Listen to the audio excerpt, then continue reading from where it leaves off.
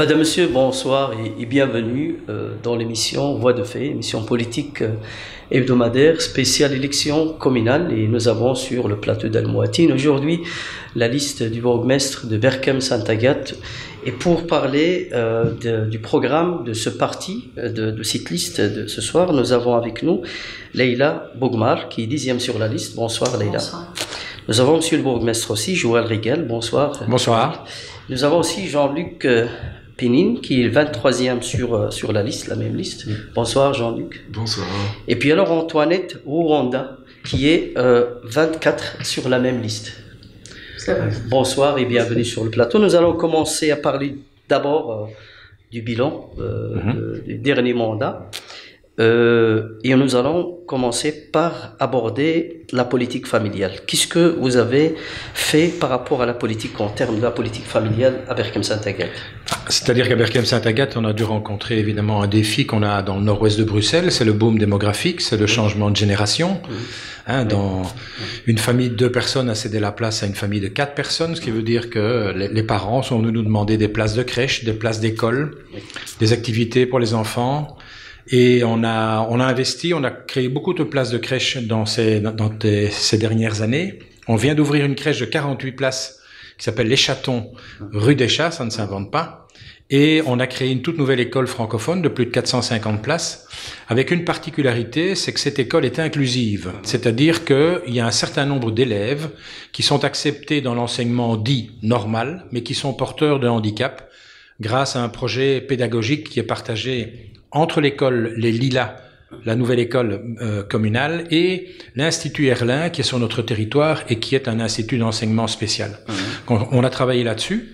On a travaillé aussi sur l'échec sport, l'échec loisir, l'échec culture, parce qu'on se rend compte que si la culture, le sport, les loisirs doivent être accessibles pour tous, eh bien, il y a certaines familles qui ont évidemment du mal à y arriver, à nouer les 2 bouts, surtout quand on a 2, 3, 4 enfants, n'est-ce pas Leïla?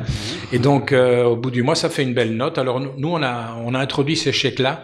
Et d'ailleurs, dans l'avenir, je pense qu'on aura sans doute à augmenter un peu ces budgets parce que la demande est forte. Alors, ça veut dire, loisir, c'est quoi? Ben, c'est du sport aussi. Alors, figurez-vous qu'on a même fait quelque chose qui n'était même pas dans notre programme. C'est qu'on a racheté le centre sportif de la Banque nationale, qui se trouve sur le territoire de Berkem-Saint-Agathe, avenue de la Basilique, qui représente 26 000 mètres carrés de notre territoire, c'est presque 1% de Berkem-Saint-Agathe, et ce qui nous a permis d'ouvrir encore des terrains supplémentaires de tennis, de hockey, de basket, de badminton, il y a du fitness, il y a de la gym, il y a de la zumba, bref, et des activités pour les enfants aussi. Ils se sont lancés là-dedans aussi. Et donc voilà, ça c'est une de nos réponses, c'est une manière pour nous de répondre à ce boom démographique. Et des plaines de jeux aussi, vous avez créé, je pense, 5 plaines de jeux. Voilà, effectivement. Donc non seulement on a préservé nos parcs et qui sont quand même importants dans le paysage. Tout le monde ressent ça. J'imagine que la nature, c'est une part importante de notre équilibre. Donc on a préservé nos parcs et alors on a rénové, on a créé aussi des nouvelles plaines de jeux parce que forcément quand on est nombreux dans un appartement, ça crée des tensions, il faut que les enfants aient l'occasion, et les parents aussi, d'aller souffler à l'extérieur. Et ça a un autre avantage, c'est que les parcs et les plaines de jeux, ça crée de la convivialité et du vivre ensemble. Quand on a les mêmes préoccupations, les enfants, c'est un sujet de conversation qui rapproche les parents et qui permet d'avoir de bons contacts. Donc c'est aussi, ça a une fonction sociale, en quelque sorte. Leïla, vous avez beaucoup travaillé sur le terrain, nous accompagnons les familles qui sont parfois dans des difficultés, surtout tout ce qui est lié à l'enseignement, etc. Comment vous avez arrivé à accompagner ces familles facilement, sans avoir de difficultés?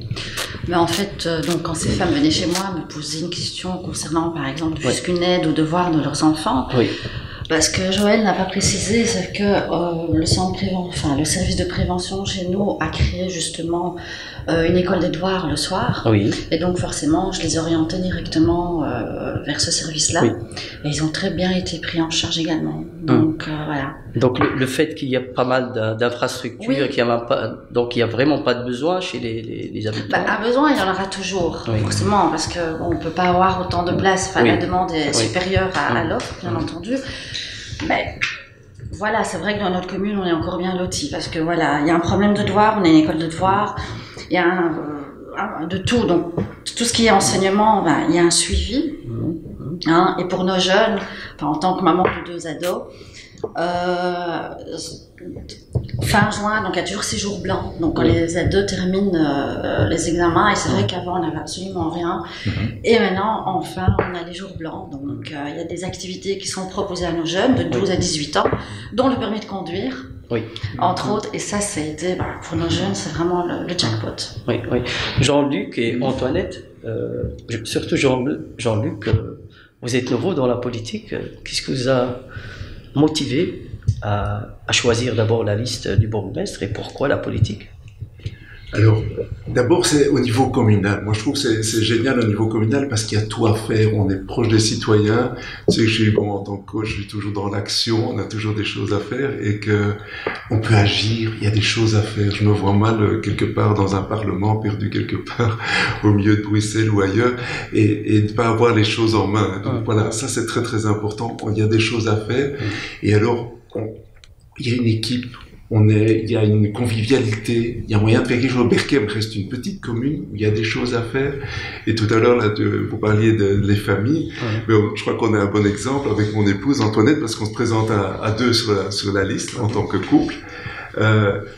On est arrivé à Berchem en 88. Notre famille, on était 4.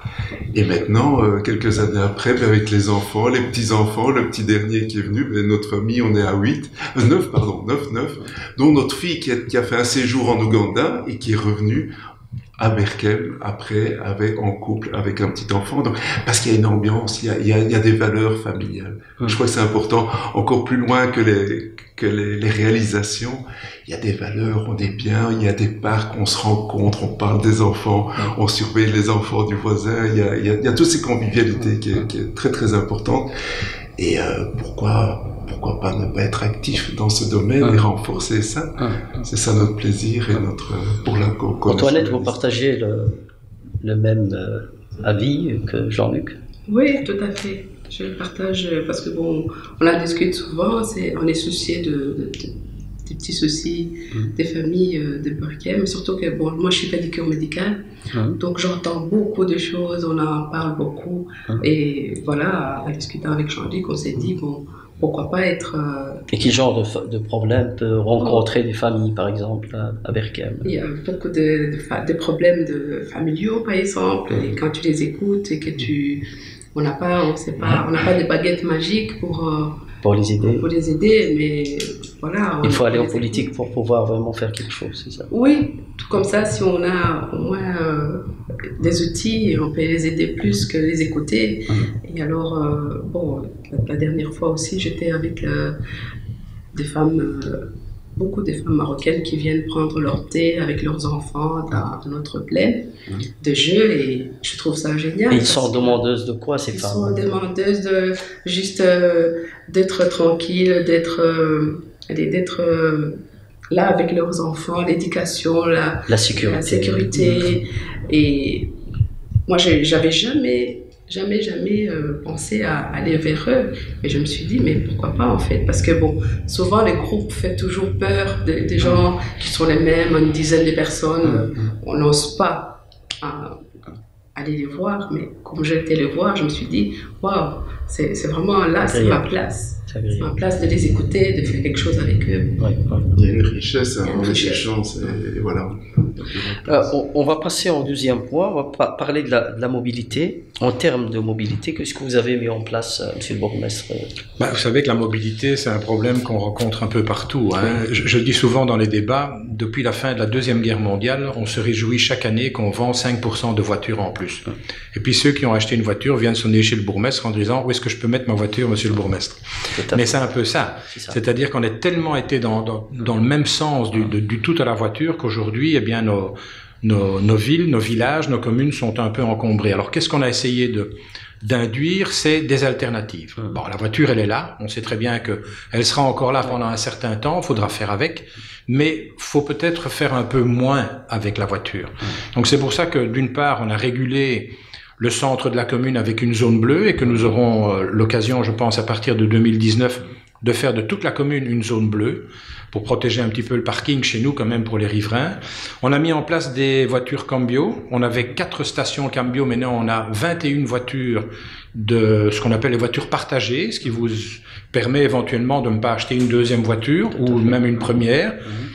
Pour aller faire les courses, on peut la louer pour 2 heures, pour 3 heures, et il y a des petites camionnettes, donc ce sont des facilités. On a accueilli le réseau vélo, bien évidemment. On a installé des vélobox, parce que dans certains quartiers, il n'y a pas la place pour mettre le vélo dans l'appartement. Et donc maintenant, c'est géré avec Parking Bruxelles. Et je pense qu'on doit tout doucement continuer dans ce sens-là. On vient de faire une expérience pendant la semaine de la mobilité d'une rue d'école sans voiture, demandée par les parents. On a fait l'expérience. Ça a remarquablement bien fonctionné. Il n'y a pas eu d'embouteillage. Il y a plus de parents qui sont venus à pied, qui ont pris le temps. Parce que c'est ça aussi qu'on doit retrouver, je pense, dans notre vie de tous les jours, c'est reprendre du temps pour être avec nos enfants et pas les jeter sur un trottoir parce qu'on est en voiture et qu'on est pressé. Donc il y a toute une mentalité à faire avancer. Et tout ça est lié aussi, par exemple, au petit commerce local. Je ne sais pas si vous avez remarqué, mais les grands hypermarchés sont en train de disparaître parce que les grosses sociétés se rendent compte que ce n'est plus la solution de demain. Ce qu'on doit faire, c'est préserver les petits centres commerciaux, je dirais, de quartier, où il y a un magasin, une épicerie, un boucher, un coiffeur, un libraire, pour que, tout simplement, on sorte de chez soi. On prend pas sa voiture, mais on va au magasin du coin chercher les 2 tranches de fromage ou les 2 tranches de je ne sais pas quoi, ou le pain, et avoir cette convivialité aussi. Donc tout ça procède de la même problématique de la mobilité. Il faut dire qu'on a quand même beaucoup augmenté la fréquence des trams à Berchem-Saint-Agathe. Le 19, vous en avez un toutes les 3 minutes. Mais qui est-ce qui est dans le chemin des trams ? Les voitures qui arrivent de l'extérieur. On a quand même 3 sorties de ring qui arrivent sur la commune de Berchem-Saint-Agathe. Donc tous les nafteurs viennent encombrer nos rues matin et soir. Et ça, c'est une problématique qu'il faut régler à un autre niveau, au niveau régional et au niveau fédéral, évidemment. Oui, il est là pour le changement des mentalités, pour mobiliser les gens, vraiment avoir des alternatives, comme vient de le dire Joël. Qu'est-ce que vous faites, vous, en tant que militante, en tant que politicienne, sur le terrain pour essayer de mobiliser les gens à ce genre de choses ? Tout simplement, le matin, en allant déposer les enfants à l'école, les inciter à aller à pied, parce que, Berchem, c'est petit, c'est une commune de 3 km. Oui. Et je pense que c'est faisable. Donc voilà, nous avons en plus, par les transports en commun, parce que les écoles sont très bien situées. À chaque proximité de l'école, il y a ou un arrêt de tram ou un arrêt du bus. Et voilà, donc c'est vraiment laisser la voiture et voilà, ou aller à pied ou utiliser les transports en commun. On travaille un peu avec les associations et les écoles pour essayer justement de mettre en place des projets de prévention. Tout à fait, etc. oui. Ça, oui. Okay. Jean-Luc, vous êtes plutôt voiture, vélo? Je suis très fier parce que ce matin, notre fils a été à l'école en vélo et sur toute son école, il n'y en a que 3 qui vont en vélo, mais il est dans les premiers, il est dans les leaders proches à 12 ans et je trouve ça très très bien. Et voilà, il est à fond il a compris cette importance et cette autonomie, cette liberté aussi qu'il y a avec le vélo. Alors, ce que je me permets de rajouter au niveau de la mobilité, il y a aussi évidemment le problème des personnes handicapées qui me touche directement.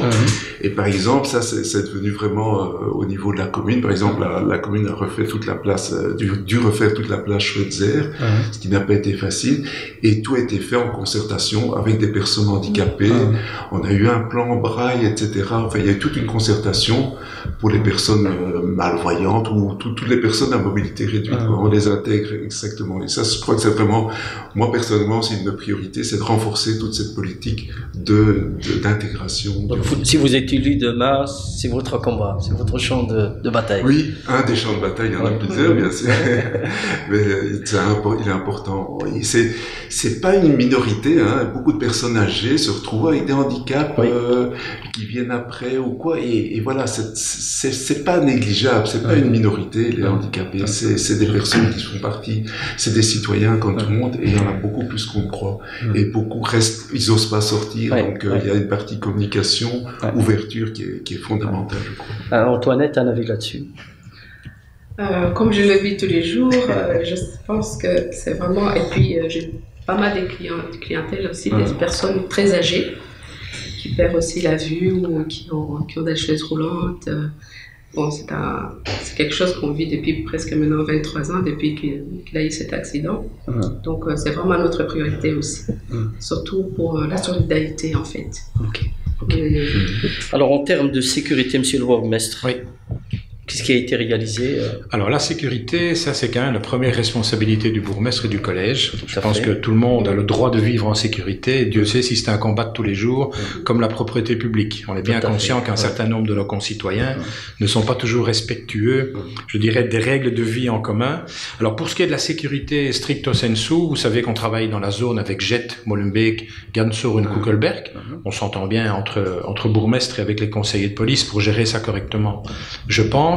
Ce qu'on a fait cette fois-ci, c'est que on a déjà augmenté notre division locale de 4 unités, de telle manière à avoir un peu plus de personnel pour être vraiment centré sur tout ce qui est local, puisque tout ce qui est spécialisé, stupéfiants, banditisme, etc., c'est géré au niveau de la zone, mais tout ce qui est proximité, c'est au niveau de la division locale. Et dernièrement, je viens de décider avec notre directeur local et le chef de zone de réduire un petit peu les heures d'ouverture du commissariat. Par exemple, le commissariat a été ouvert chez nous de 7h du matin à 22h. Mais entre 7h et 9h, il n'y a pas grand monde qui vient. Après 19h non plus. On a donc ramené ça de 9h à 19h. Et toutes ces heures gagnées, puisqu'il y avait chaque fois 2 membres du personnel qui étaient bloqués, ou même parfois plus, ça fait 90 heures semaine qu'on a pu remettre du personnel policier sur la rue, directement en contact avec les concitoyens, et ça c'est très important. On est passé de 7 à 21 caméras dans l'espace public, et on a encore probablement besoin d'investissement d'une bonne dizaine de caméras dans les années qui viennent. Et alors on a inauguré ce qu'on appelle un PLP, c'est-à-dire un programme local de prévention, dans un quartier autour de la place de l'Initiative, la rue Openveld, la place Rulen, c'est dans le quartier où habite Laïla. On a rassemblé les habitants qui avaient des soucis, à juste titre, en matière de sécurité, et on a créé un PLP, c'est-à-dire qu'il y a des coordinateurs citoyens, un groupe d'une quarantaine, une cinquantaine de personnes qui se réunissent de temps en temps, et qui ont des contacts privilégiés avec un inspecteur, un OPJ, même un officier de police judiciaire, auxquels ils peuvent transmettre des informations, des questions et des choses comme ça, de telle manière à ce qu'ils aient, en tout cas, un regard un peu de surveillants, je dirais, de leur quartier. Et ce qui est intéressant, encore une fois, un peu comme les plaines de jeux dont je parlais tout à l'heure, c'est que les gens nous disent aujourd'hui, on s'est regroupé autour d'un problème de sécurité, et pour finir, on se dit bonjour tous les jours, on se rencontre, on parle d'autres choses, et ça crée des liens. Et je pense que ça, c'est un des objectifs, quand on parlera de l'avenir tout à l'heure, qu'on doit vraiment poursuivre, c'est avoir cette capacité de créer du lien. Je dis souvent qu'Aberkem-Saint-Agathe, qui est sans doute une petite commune en surface, 3 km², mais qui compte 25 000 habitants, ce qui la met très haut dans le classement, même au niveau national, on vit très bien les uns à côté des autres. Et comme le disait Antoinette tout à l'heure, il faut aller vers les autres, mais ça ne vient pas tout seul. Donc il faut créer des endroits, des moments, des activités qui fait que, voilà, on fait connaissance de l'autre, on apprécie l'autre, y compris dans sa différence. Et je pense que même dans le domaine de la sécurité, c'est important. Leïla, ce projet, par exemple, qui lie les citoyens et la police à travailler ensemble pour l'intérêt de la commune, pour la sécurité des citoyens. Quel est votre avis, par exemple, par rapport à ce genre d'initiative, puisque en tant toujours que politicienne et en tant qu'acteur associatif, vous avez d'autres idées qui puissent justement créer ces interactions et rapprocher les personnes porteuses de cultures différentes au sein de la commune de Berkem-Saint-Agathe. Mais ces gens, voilà, déjà le fait de participer à la prévention, à la sécurité de leur quartier, déjà, ils se sentent déjà bien, parce qu'on les entend dire encore dernièrement, c'était oui, mais moi, voilà, je m'occupe de la sécurité de mon quartier, c'est vrai que c'est une fierté. Enfin, ils se rendent un peu utiles, entre guillemets, parce qu'ils vivent dans ce quartier, donc ils voient en permanence ce qui se passe. Ce sont acteurs, et voilà, et c'est vrai qu'avant, ils étaient là, mais maintenant, ils savent qu'ils peuvent intervenir, qu'ils sont en contact directement avec la police. C'est nouveau, ce genre de projet? Oui, c'est récent. Ça fait quelques mois qu'on l'a mis sur pied. Ça existe déjà dans d'autres. Je pense qu'ils ont un quartier qui a fait ça à Gansoren et ça existe en Flandre et en Wallonie. Mais on n'avait pas eu de demande jusqu'à présent et on a répondu à la demande des habitants. Donc c'est une idée géniale. Oui. Vous participez, Jean-Luc, à ce genre d'initiative? Avec Antoinette, oui, indirectement, c'est-à-dire que apprendre à se connaître, souvent la sécurité, c'est parce que les gens ne se connaissent pas, on se méfie de l'autre, on a peur d'aller le voir, on a peur de partager les problèmes. Et alors ça, Antoinette est championne là-dedans, de mettre les gens en contact et on se rend compte en fait que la personne dont on se méfiait, en fait, c'est des gens les plus ouverts. Et quand vous voyez sur une maison, attention, chien méchant, c'est qu'il y a quelqu'un qui a peut-être peur derrière et il suffit d'aller frapper à la porte et les portes s'ouvrent et les gens échangent. Et je crois qu'il y a beaucoup à faire là, simplement au niveau citoyen, simplement dans les échanges. Et la sécurité, tout en trouve renforcé. Antoinette, tu as un avis là-dessus? Comme il le dit, c'est vrai que j'ai cette facilité d'aller vers les gens et ne fût-ce que mes voisins, même s'il y a quelqu'un qui... Bon, il n'y a pas longtemps, il y a des jeunes qui sont venus tout près de chez nous. Je me suis dit, c'est bien quand même d'aller leur dire qu'on est à côté, que s'ils ont besoin de quoi que ce soit, j'ai toqué chez eux. Et maintenant, quand je pars quelque part, je laisse mes clés chez eux. Donc, et je suis partie en congé, ils avaient déjà coupé mon gazon quand je suis rentrée. Donc, je trouve ça... Vous avez créé des liens forts. Créé des liens et c'est vraiment génial. Et c'est ça, moi j'aime beaucoup ce genre de choses. Mon barbecue, par exemple, il y a 3-4 personnes qui l'utilisent et c'est moi qui a dit, voilà, faut pas acheter un barbecue. On n'utilise pas tous les jours. Des petites choses comme ça. Donc, d'accord. Voilà, je trouve que c'est important. Alors, en termes de commerce local, les aménagements publics, etc., qu'est-ce que vous avez réalisé? On a pu réaliser effectivement lors de la précédente législature la plage Fetzer, avec la difficulté qui était la suivante, c'est que la STIP à l'époque nous avait dit vous ne touchez pas aux rails parce qu'ils ne sont pas usés, donc faites votre place autour de nos rails, ce qui n'était pas évident. Mais heureusement, effectivement, comme le disait Jean-Luc, on a pu réussir, je pense, à élargir de plus de 30% l'espace réservé aux piétons. Et quand vous avez deux trams, un tram 82 et un tram 19 qui arrivent en même temps, qui peuvent contenir chacun 185 personnes, même s'il n'y en a qu'un tiers qui descend et qui monte dans chaque tram, ça fait un monde fou sur la plage Fetzer et donc sur un grand triangle où les gens peuvent marcher en toute sécurité. Juste à côté, on a le parvis Sainte-Agathe, le parvis de l'église, qui était simplement la rue de l'église avec des voitures parquées dans tous les sens. On en a fait un parvis, en grande partie piétonnier, en sauvegardant des places de parking, et ça donne une nouvelle convivialité en termes de cheminement, en termes de contact. On a déjà réussi à attirer de nouveaux magasins, de nouveaux commerçants, mais ça c'est un challenge, c'est le commerce local. Et j'entendais sur une radio que vous connaissez bien, qui est la radio RTBF, qui fait aussi des reportages sur les élections comme chez vous. On disait à Oudergem, le petit commerce fout le camp. Mais oui, mais il fout le camp à Oudergem, à Anderlecht, à Molenbeek, partout, parce que il y a eu cette concurrence des supermarchés et que les nouvelles générations qui veulent s'y mettre n'ont pas toujours les moyens. Quand on voit les loyers, par exemple, qui sont demandés par certains propriétaires privés pour des rez-de-chaussée, chez nous, sur le parvis, il y a un jeune qui voulait monter une crêperie. Pour louer un rez-de-chaussée, on lui demandait 1800 €. Il faut gagner sa vie déjà, pour payer son loyer, c'est pas possible.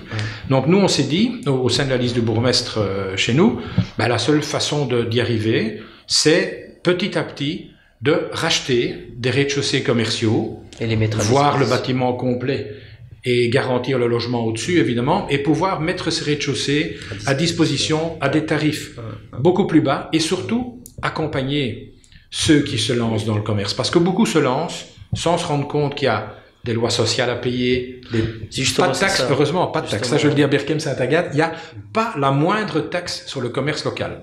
Rien, absolument rien. Ce sont uniquement des taxes régionales. Est-ce qu'il y a d'autres services d'accompagnement pour qu'ils puissent les préparer justement avant de rentrer en tant qu'indépendant dans le système, quoi. Mais par exemple, vous avez donc chez nous, ce qu'on a fait pour aider les commerçants du centre, c'est on a donné une prime de 5 000 €, c'est quand même pas rien, pour refaire les façades, pour acheter du mobilier, Orica, etc.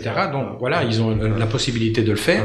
Et du côté régional, il y a un service qui s'appelle Hub Brussels, que j'ai rencontré d'ailleurs il y a pas longtemps, et avec qui nous voulons travailler, et qui prend en location un rez-de-chaussée, installe une cuisine, propose à un jeune de se lancer, et pendant 2 ans, il est accompagné. Et je pense qu'on doit aller vers ce genre de choses, vers des commerces de qualité, parce que c'est pas compliqué un bon commerce. C'est un bon produit, c'est un bon service, et si vous avez le sourire du commerçant, vous y retournez.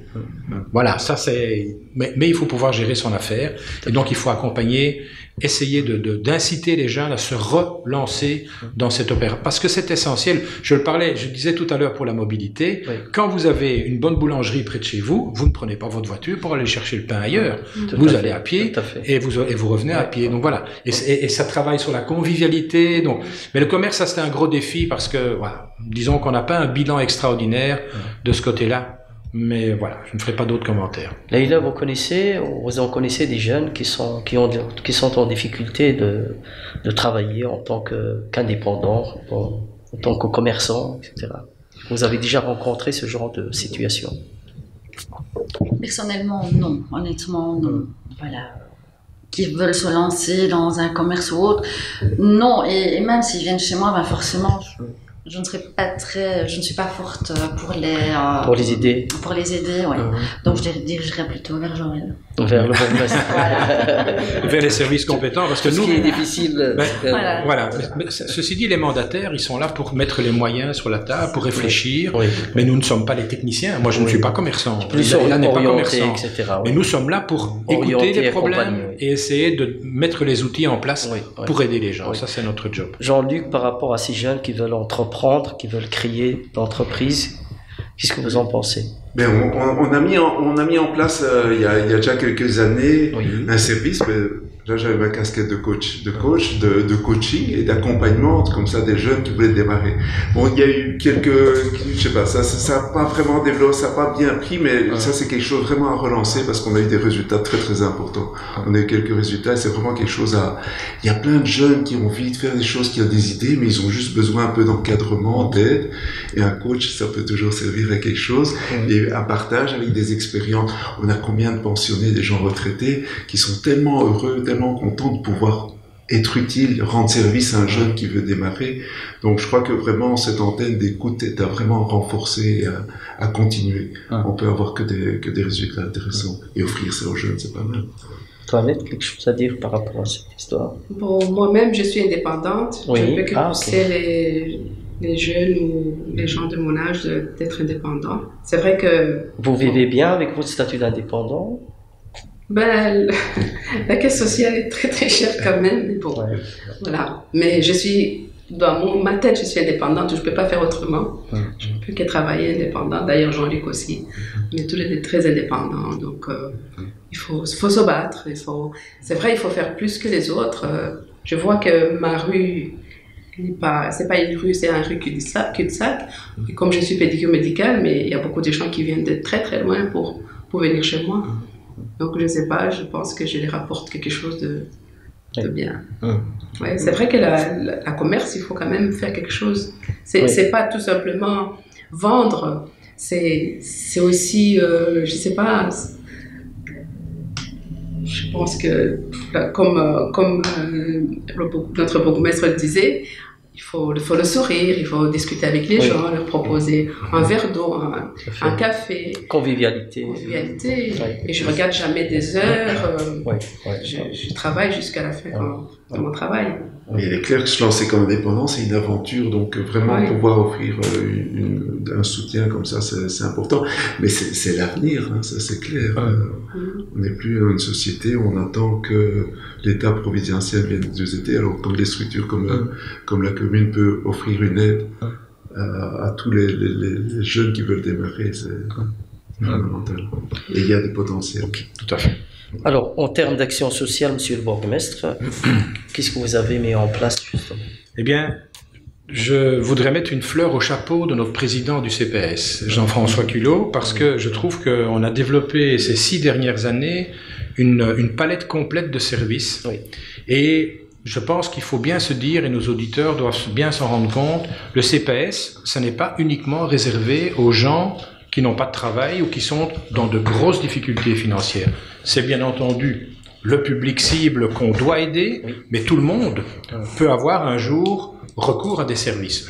Je donne un exemple. On vient d'accueillir chez nous un planning familial. On vient d'ouvrir un planning familial. Dieu sait si c'est important pour les familles, pour les femmes en général d'ailleurs, mais bon, beaucoup plus largement aussi pour ceux qui sont parfois en difficulté psychologique et qui ont besoin d'une première aide psychologique. Le CPS a accueilli aussi une ASBL qui s'appelle Passage, et qui s'occupe des relations parents-enfants dès le plus jeune âge, pour aider, pour accompagner des parents, parce que il n'y a pas d'école de parents, c'est pas toujours facile d'être parent, et donc cette ASBL accompagne. On accueille aussi dans les bâtiments, dans l'ancien hôpital Albert Laurent, tout un étage qui est réservé, qui est une maison de répit pour autistes. Toujours la préoccupation aussi des personnes handicapées que Jean-Luc évoquait tout à l'heure.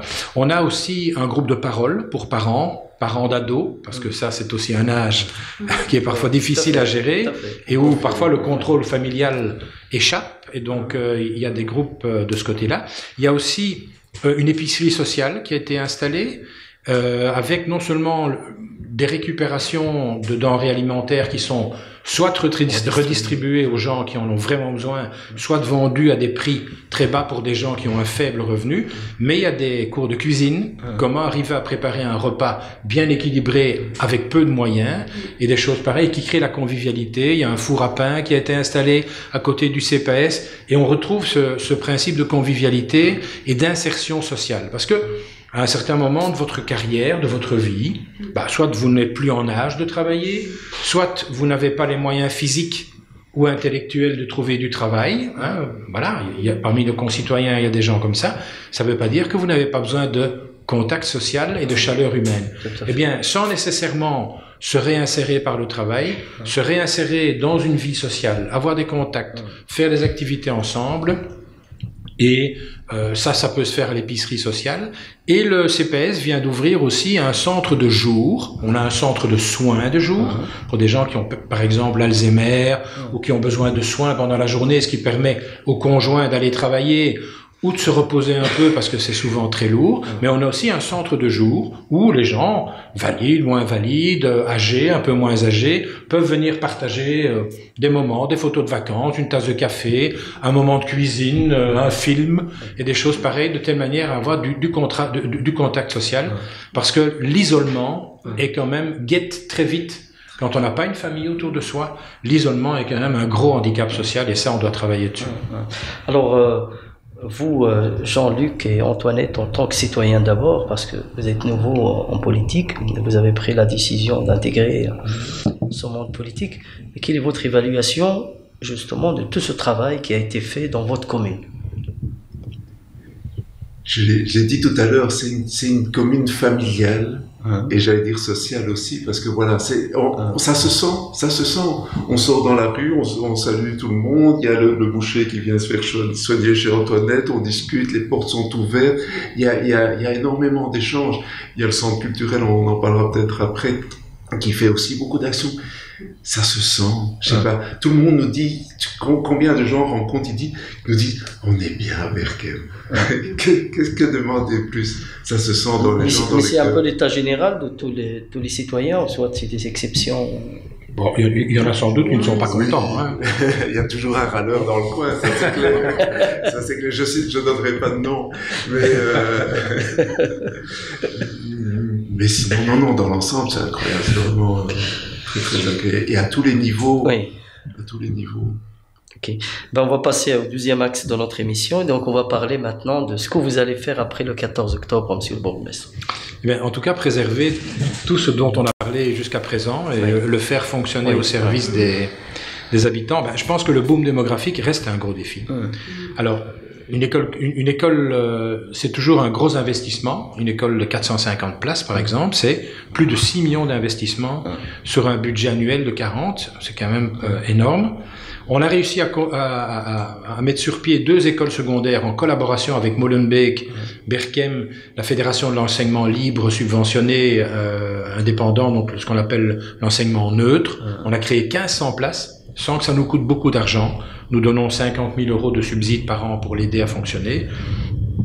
Donc pas mal de jeunes berchemois y sont allés. Je pense qu'on doit encore favoriser l'arrivée d'une école secondaire supplémentaire ou d'un premier degré, parce que les enfants sont là, il faut pouvoir les accueillir, il faut pouvoir les éduquer correctement et les instruire.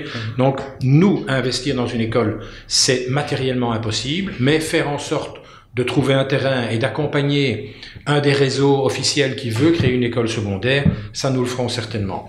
On a déjà ouvert des nouvelles classes de première année du côté néerlandophone, parce qu'on a encore une partie de notre population quand même qui souhaite suivre de l'enseignement en néerlandais, y compris des francophones d'ailleurs. Et notre objectif, c'est de trouver les moyens de créer une petite école néerlandophone, une deuxième école néerlandophone, avec une ligne complète de classes primaires, le long de l'avenue du Hunderenveld. Donc comme ça, on pourra répondre. Alors si la communauté française ouvre encore un plan cigogne, c'est comme ça qu'ils appellent les plans pour la création de crèches, bien on s'inscrira bien évidemment dans la perspective de créer encore une crèche communale, et après je pense qu'on aura atteint un taux d'accueil, je dirais, tout à fait correct. Ça c'est pour le boom démographique. Qui dit boom, un jour, ces enfants qui ont été en maternelle, en primaire, en secondaire vont se retrouver sur le marché de l'emploi. Et nous avons le sentiment qu'il n'y a pas encore assez d'accompagnement de la part d'Actiris pour les jeunes. Donc ce qu'on aimerait bien pour aider Actiris et entraîner Actiris dans cette démarche, c'est créer une coordination entre Actiris, la commune, le CPS et toutes les petites entreprises, parce qu'il y en a beaucoup à Berchem, les PME, de telle manière à mettre en contact ces jeunes qui parfois manquent de formation pour qu'ils rentrent dans un contrat. Par exemple, un contrat d'apprentissage. C'est très en vogue, vous savez, vous connaissez ça en France, les compagnons, c'est très connu, mais ça existe en Suisse. En Suisse, c'est une des filières principales d'enseignement, c'est l'apprentissage. Et donc ça, c'est quelque chose qu'on doit aussi mettre en place. Laïla en parlait tout à l'heure, c'est l'accompagnement post-scolaire. Toute l'aide, on doit encore développer ça. Il y a une vraie demande pour aider les enfants à étudier après les cours, et j'ai découvert, en discutant avec pas mal d'étudiants universitaires, qu'ils sont demandeurs d'endroits pour étudier dans le calme. Alors là, on va peut-être y arriver, puisque on va doubler la surface de notre bibliothèque francophone. Ça veut dire quoi, étudier dans le calme? Ça veut dire avoir des locaux, d'avoir un endroit pour pouvoir étudier, parce que beaucoup sont membres d'une fratrie où il y a des jeunes enfants. À l'intérieur de la fratrie, il y a du monde, il y a du bruit, il y a de la vie. Donc on doit essayer de leur trouver des endroits où ils peuvent trouver du calme pour pouvoir étudier et les aider à faire ça. On a parlé tout à l'heure de la cohésion sociale et de tout ce qui est le vivre ensemble. Et je pense que, voilà, Jean-Luc y faisait allusion. On a 2 centres culturels à Berchem, le centre culturel néerlandophone, le centre culturel francophone, qui s'appelle maintenant Archipel 19. Et nous avons étendu ce centre culturel à la commune de Kuckelberg, qui n'en avait pas. On travaille avec le centre culturel de Jette et celui de Ganshorn pour offrir vraiment une palette complète d'activités culturelles qui vont du théâtre aux films, aux tables de conversation, aux activités même de promenade, et que sais-je encore, mais ça va dans tous les sens. Activités artistiques, des stages pour enfants, très bien, effectivement. Et donc je pense que si on peut développer encore le travail de notre centre culturel et demander à notre centre culturel et à la bibliothèque, et aux 2 bibliothèques francophones et néerlandophones, d'aller dans les quartiers.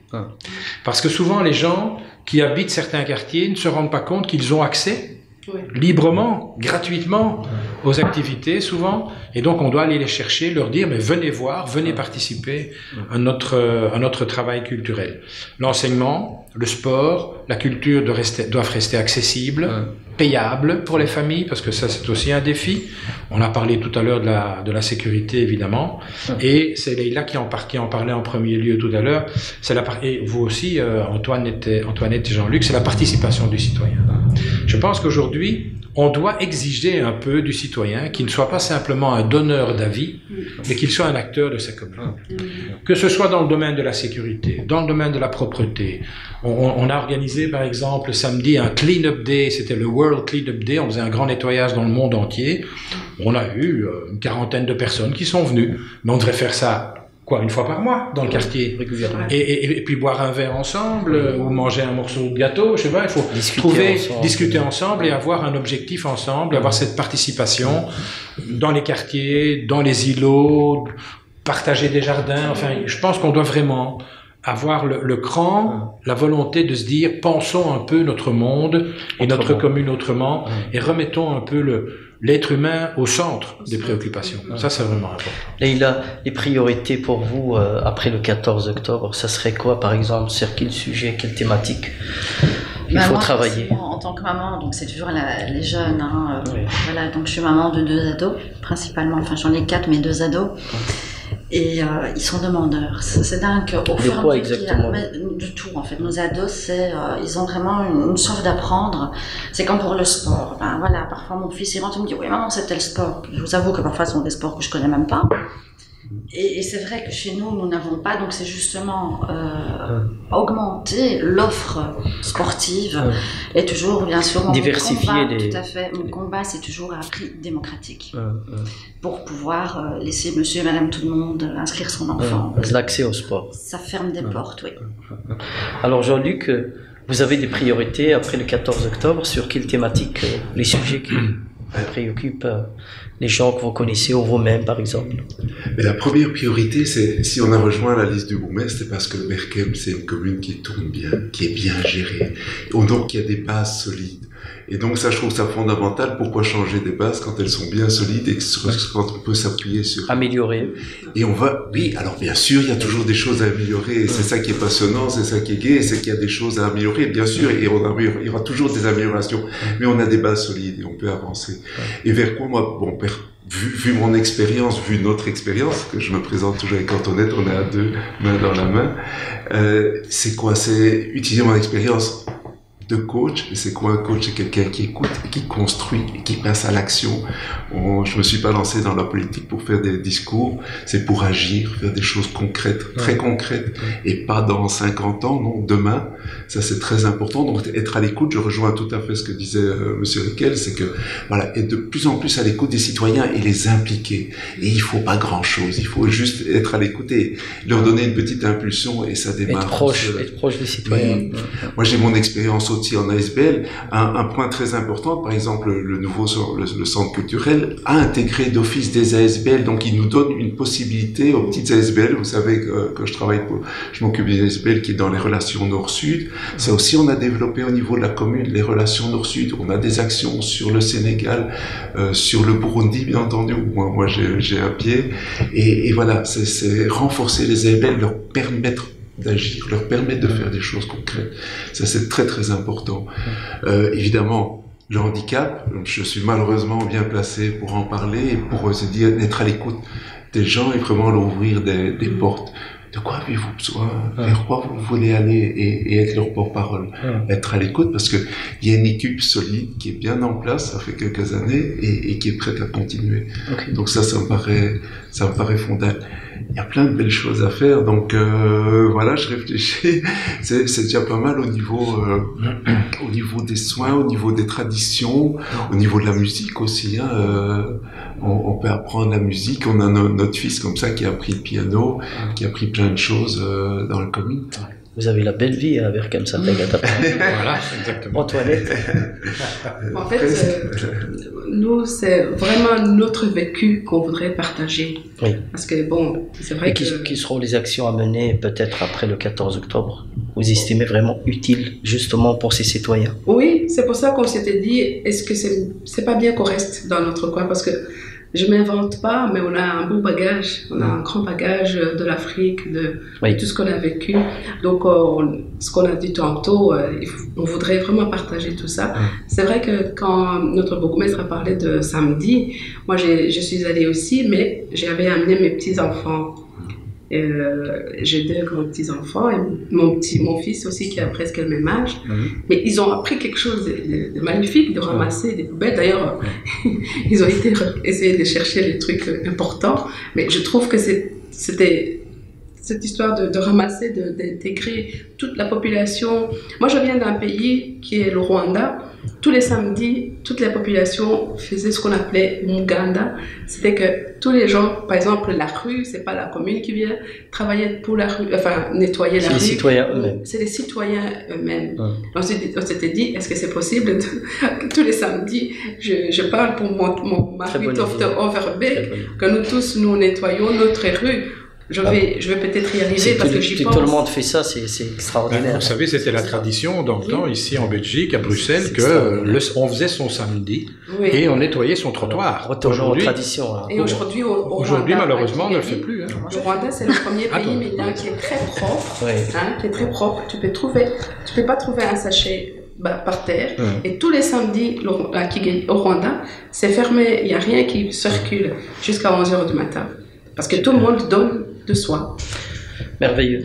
Alors, dernier mot, on arrive à la fin. Dernier mot pour les citoyens, justement, pour les citoyens de Berchem-Saint-Agathe, monsieur le bourgmestre, qu'est-ce que vous pouvez leur dire, justement, pour voter sur la liste du bourgmestre? Je pense que je suis très fier et très heureux de faire cette campagne, parce que ce n'est pas ma première. Moi, j'en ai fait quelques-unes et j'ai le plaisir, vraiment, de travailler avec des gens de cœur. Voilà. Vous avez 27 personnes sur cette liste. Non seulement il y a des gens qui ont de l'expérience, comme votre serviteur, mais comme Marc Van de Weyer, comme Marie Kunch-Eschfin, comme Saïd Chibani, etc. Et je pourrais en citer d'autres. Vous avez des gens qui arrivent et qui n'ont pas encore de mandat, qui souhaitent se mettre au service, et il y a un esprit. Et moi, c'est ce que je voulais absolument retrouver dans cette équipe, c'est un nouveau souffle. Et tous ces nouveaux candidats, parce que la moitié de la liste, ce sont quand même des nouveaux candidats, sont venus apporter ce souffle, cette fraîcheur, cette humanité que nous devons construire ensemble avec nos concitoyens. Rien n'est facile dans la vie communale, parce que si vous faites une proposition dans une rue, vous avez 50% de gens pour, 50% de gens contre. Mais ça, c'est notre travail de convaincre, d'écouter, et je pense que c'est sur l'écoute, le travail dans les quartiers, la responsabilisation des citoyens et des comités de quartier comme interlocuteurs directs de la commune que nous allons devoir travailler. Faire attention aussi à la manière dont on dépense notre argent, dont on peut aller chercher de l'argent à d'autres niveaux, région, fédérale, Europe, parce qu'il y a beaucoup de moyens qui sont inemployés au niveau de l'Europe, et faire en sorte que nos concitoyens puissent être un peu plus heureux demain. Je pense qu'il y a un mot qu'on emploie fort peu en politique, c'est le mot bonheur. Et en fait, derrière tout ce qu'on a à faire comme réalisation, comme rencontre, etc., quel est l'objectif?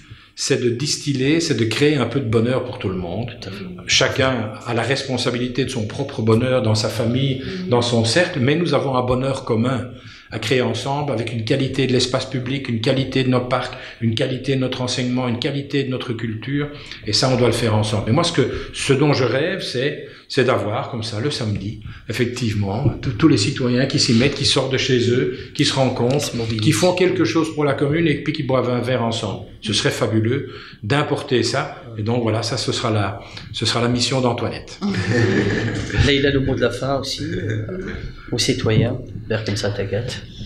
Aux citoyens, c'est que donc nous avons un bilan plus que positif de 2012 et 2018. Et tout simplement, nous aimerions le continuer. Et nous promettons rien. Enfin, voilà, nous allons pas chez les gens porte à porte, on vous promet les choses. Non, c'est voilà. Nous avons un bilan, voilà, il est magnifique notre bilan, hein, on peut dire ça comme ça, et on veut vraiment le continuer, parce qu'on n'a pas fini. D'accord. Le mot de la fin, Jean-Luc, pour les citoyens, Berchem-Saint-Agathe. Pourquoi changer et j'aime pas dire pourquoi changer une équipe qui gagne, non, parce que j'aime pas le côté gagnant, on n'est pas gagnant, on est en train de se battre, on est en train de collaborer, de vivre ensemble et d'arriver des choses comme ça, donc continuons, on est à l'écoute, il y a plein de choses, on est dans un monde multiculturel et de l'ouverture, le partage et le renforcement et en tant que coach, moi je dis voilà, c'est écouter, être à l'écoute des gens, et il y a un potentiel, les gens veulent avancer, je connais personne qui veut s'enfoncer, donc soyons ouverts et continuons à avancer. Ok. Antoinette, le mot de la fin. Je suis d'accord avec Jean-Luc. Comme toujours. Comme toujours. Non, je suis pas toujours d'accord. Ça fait 23 ans que vous êtes d'accord. Merci Leïla, merci Joël, merci Jean-Luc, merci Antoinette. Madame, Monsieur, c'est ici que se termine notre émission de ce soir. Merci de nous avoir suivis.